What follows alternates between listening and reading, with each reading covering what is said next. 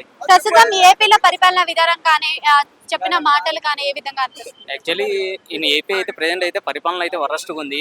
Present తను చెప్పిన మాట ఒక్కటి కూడా చేయడం లేదు డిప్యూటీ సీఎం గారు. యాక్చువల్లీ ఇక్కడ ఏంటంటే తను ఫస్ట్ ఈ ప్రచారంలో అయితే ఉమెన్స్కి ఒక్క సమస్య వచ్చినా కూడా నేను వచ్చి సాల్వ్ చేస్తా అని చెప్పాడు. ఎప్పుడైతే ఈ 100 రోజుల పరిపాలనలో చూసామనుకో ఆల్మోస్ట్ ఒక 20 పైన రేప్ కేసెస్, మర్డర్స్ ఇవన్నీ జరిగాయి. రీసెంట్గా గుడలూరులో 300 సీసీ కెమెరాస్ ఉన్నాయని కూడా చెప్పారు.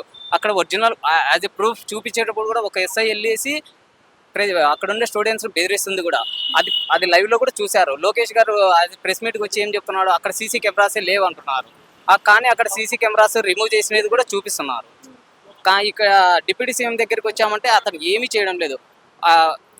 యాక్చువల్లీ మన విజయవాడలో అంత ఫ్లడ్స్ వచ్చాయి. అతను ఏం చెప్తున్నాడు, నేను వస్తే అభిమానులు ఎగబడతారు అంటున్నాడు. కానీ అక్కడ ఉండే సిచ్యువేషన్ అతను చెప్పడం లేదు.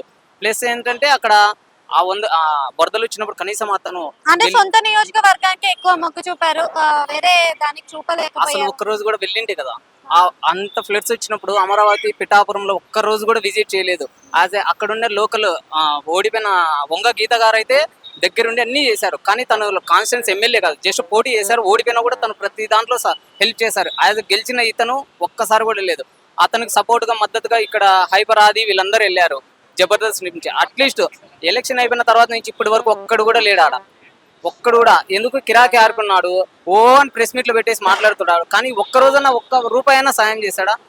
ఏదో వచ్చింది నోటికి మాట్లాడుతున్నాం అంతే తప్ప. మొన్న దీక్ష అన్నాడు, దీక్ష ఎప్పుడు హరివీరమల్ల సినిమాకు దీక్ష అప్పుడు ఎవరైనా సినిమాకి పోస్ట్కు చెప్పులు వేసుకొని ఓపెనింగ్ చేస్తారా? చెయ్యరు కదా. సో ఇక్కడ ఏంటంటే దీక్ష అన్నాడు, స్టెప్స్ కడిగేటప్పుడు కూడా పైనుంచి కడుగుతారు కానీ కింద నుంచి ఎక్కడ కడగరు. అది మాత్రం కరెక్ట్. ప్లస్ నిన్న స్టెప్స్ ద్వారా పైకి నడుచుకుంటూ వెళ్ళాడు.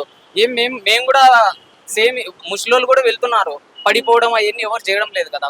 ఏదో ఆయాసం వచ్చి కూర్చుంటారు కానీ పడిపోరు కదా ఎవరైనా. Thank you.